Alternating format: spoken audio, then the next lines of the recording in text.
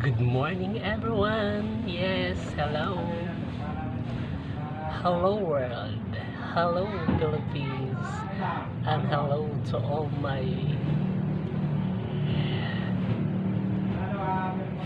followers and then followers.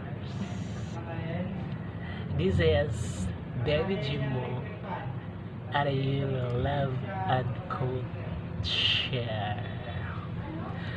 Good morning, good morning, good morning sa inyo mga friendship. Happy Monday.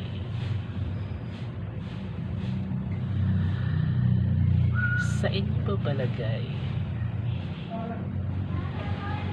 mas mabuti na lang ba bitawan yung isang tao na kahit sobrang napaka-importante sa'yo or sobrang minahal mo,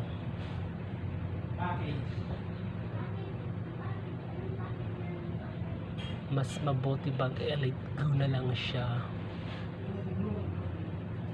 kaysa magstay ka sa kanya na alam mo naman na wala ka ng halaga pala sa kanya, pero sa sarili mo nandun pa yung pagpapahalaga mo sa kanya.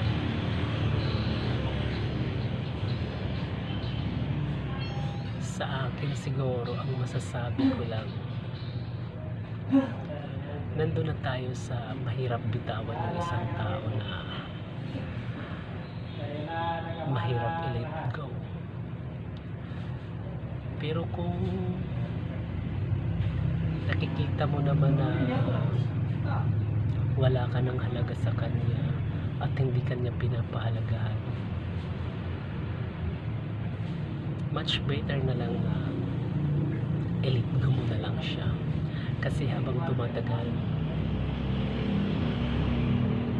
lalo ka nang masasaktan. Kung mag-e-expect ka pa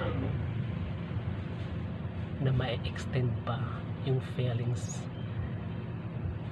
niya para sa'yo, pero ang totoo, wala na palang feelings para sa'yo. Kaya siguro dapat mag-let go na lang. Kung hindi mo man kaya, let go na.